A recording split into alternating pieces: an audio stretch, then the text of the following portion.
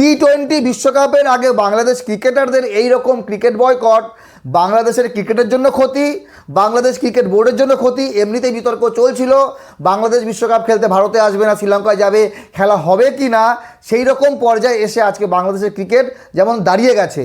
বাংলাদেশে এখন আন্দোলন আন্দোলন আন্দোলন আন্দোলন করার জন্য আলাদা লোক আছে।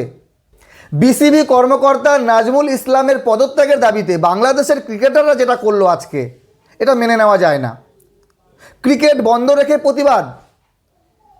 বিপিএলের আজকে 2টি ম্যাচ হওয়ার কথা ছিল মিরপুরে, কিন্তু আজকের ম্যাচ তো বন্ধ থাকলোই। যদি আজকে বাংলাদেশের ক্রিকেটাররা লাইনে না আসে, যদি তারা ক্রিকেটে না ফেরে, তাহলে অনির্দিষ্টকালের জন্য বিপিএল বন্ধ হয়ে যাবে। ক্ষতিটা কার? বাংলাদেশি ক্রিকেটারদের, বাংলাদেশ ক্রিকেট বোর্ডের, নাকি ক্রিকেটের এবং বাংলাদেশের ক্রিকেটপ্রেমী মানুষের, জনগণের? লাখে লাখে ক্রিকেট ভক্ত স্টেডিয়ামের বাইরে থেকে ঘুরে যাচ্ছে। কিছু ক্ষুব্ধ, কিছু রাগী, কিছু দুঃখ, কিছু আবেগের সব কিছু মুহূর্ত আমরা দেখলাম। দেখেন, পার্সোনালি যদি আমাকে জিজ্ঞাসা করেন, আমি বলবো বাংলাদেশি ক্রিকেটাররা যেটা করলো এটা মেনে নেওয়া যায় না। সবার আগে ক্রিকেট। না ক্রিকেটার বড়, না ক্রিকেট বোর্ড বড়। ক্রিকেট ক্রিকেট যখন থাকবে দেশে, তখনই ক্রিকেটার থাকবে, তখনই ক্রিকেট বোর্ড থাকবে। ক্রিকেটই যদি না থাকে, তাহলে ক্রিকেটারের কি ভ্যালু আর ক্রিকেট বোর্ডের কি ভ্যালু? চিন্তা করেন, India, Australia, England, Sri Lanka, Pakistan, West Indies, Afghanistan, Bangladesh, এই যে যারা আয়ারল্যান্ড, এই সকল ক্রিকেট যারা যেই 12টি দেশের আমি নাম বললাম, তাদের একটা আলাদা ব্র্যান্ড আছে যে ভাই ক্রিকেট খেলে, এরা টেস্ট ক্রিকেট খেলে। অন্যান্য দেশের ক্রিকেট বোর্ড নিয়ে কেউ আলোচনা করে? বাংলাদেশ ক্রিকেট বোর্ড এই মুহূর্তে বিশ্বের 5ম ধনী ক্রিকেট বোর্ড। টাকার কোনো অভাব নেই। বাংলাদেশ ক্রিকেট বোর্ড যদি প্রত্যেক ক্রিকেটারকে বিশ্বকাপ না খেলার জন্য 2-5 লাখ টাকা করে দেয়, তো বাংলাদেশ ক্রিকেট বোর্ডে কিচ্ছু যায় আসে না।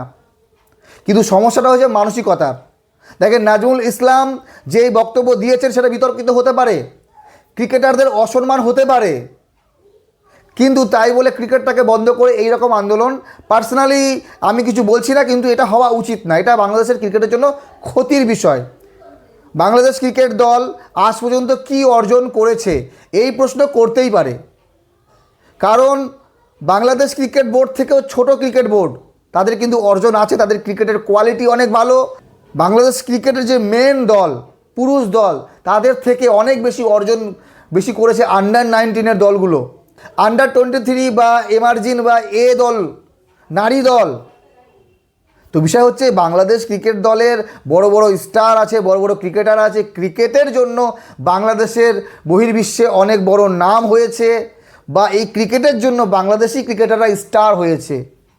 আজকে এক ক্রিকেটারের বক্তব্য শুনলাম যে আমরা দর্শকদের থেকে গালি খাই, তবুও ফটো তুলি, আমাদের কষ্ট হয়, সব কিছু ভুলে যাই। দেখেন, গালাগালি তো খেতেই হবে।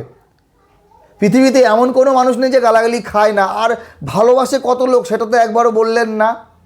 বাংলাদেশের ক্রিকেটপ্রেমী মানুষের চোখের জল স্টেডিয়ামে যেভাবে ঝরায়, আমার মনে হয় না বিশ্বের কোনো ক্রিকেটপ্রেমী দর্শক এই রকমটা কান্নাকাটি করে স্টেডিয়ামে, যেমনটা বাংলাদেশের দর্শকরা করে।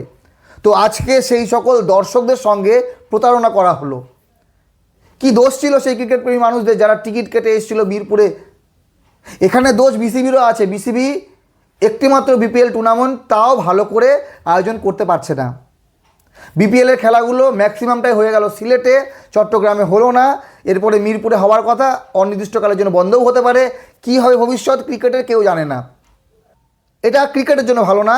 আপনাদের মতামত জানাবেন যে বাংলাদেশ ক্রিকেট দল থেকে আপনারা কি আশা করেন। মিনিমাম একটা এশিয়া ট্রফি বা আইসিসির কোনো ট্রফি বাংলাদেশের থাকা উচিত। বাংলাদেশ প্রায় 50 বছর ধরে ক্রিকেট খেলছে। ক্রিকেটের উন্নতি বাংলাদেশের এক পর্যায়ে হয়েছিল যখন সাকিব আল হাসান, তামিম ইকবাল, মাহমুদুল্লাহ, মাশরাফি বিন মুর্তাজা, মুশফিকুর রহিম, এই সকল প্লেয়াররা ছিল। তারপরে এরা যাওয়ার পর নতুন করে যে জেনারেশন এসছে, তাদের থেকে কেউ আশা করে না। একসময় সবাই মনে করেছিল যে বাংলাদেশ বিশ্বকাপ জিতবে, এশিয়া কাপ চ্যাম্পিয়ন হবে, ফাইনালে উঠেছিল সম্ভবত 2 বার। তো বাকি বেশি কিছু বলার নেই। ক্রিকেটাররা যদি ক্রিকেট ছেড়ে দেয়, তাহলে ক্রিকেটে কি থাকবে? না ক্রিকেট বোর্ড বড়, না ক্রিকেট প্লেয়ার বড়। ক্রিকেট সবসময় বড় এবং ক্রিকেটকে প্রাধান্য দেওয়া উচিত। আর ক্রিকেটাররা যদি মনে করে আমরা খেলবো না, আমরাই সব, তাহলে ক্রিকেট বোর্ডের কী কাজ? দেখেন, ক্রিকেট বোর্ডের কাজ ক্রিকেটটাকে সুষ্ঠুভাবে পরিচালনা করা, দেশের ক্রিকেটটাকে উন্নত করা, কি সমস্যা আছে সেই সমাধান করা, সমস্যা সৃষ্টি করা ক্রিকেট বোর্ডের কাজ না। আর ক্রিকেটারদের উচিত পুরোপুরি ফোকাস দেওয়া তাদের ক্রিকেটে যত কোয়ালিটি বাড়বে ততই রেজাল্ট ভালো আসবে। তো বাংলাদেশের ক্রিকেটের কোয়ালিটি আমি বারবার বলি যেমন বোলিংয়ে আছে তেমন ব্যাটিংয়ে নেই। আর কি সমস্যার জন্য এটা হচ্ছে, সমাধান অবশ্যই বিসিবিকে করতে হবে। প্লেয়ার সব দেশেরই সমান, সবাই মানুষ। অস্ট্রেলিয়া, ইন্ডিয়া, ইংল্যান্ড, দক্ষিণ আফ্রিকার মতো ক্রিকেটাররাও তারাও মানুষ, কিন্তু তাদের যে কোয়ালিটি আর বাংলাদেশি ক্রিকেটারদের কোয়ালিটির মধ্যে অনেক তফাৎ আছে। আর আমি মনে করি এই আন্দোলন বাদ দিয়ে বাংলাদেশি ক্রিকেটারদেরকে ক্রিকেটে ফেরা উচিত এবং নাজমুল ইসলাম এবং বাংলাদেশ ক্রিকেট বোর্ড সহ প্রত্যেক ক্রিকেটারের সঙ্গে বসে সমস্যার সমাধান করা উচিত।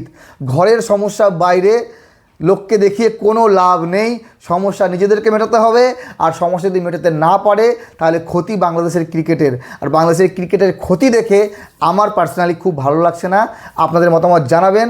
ভালো থাকবেন সবাই, ধন্যবাদ।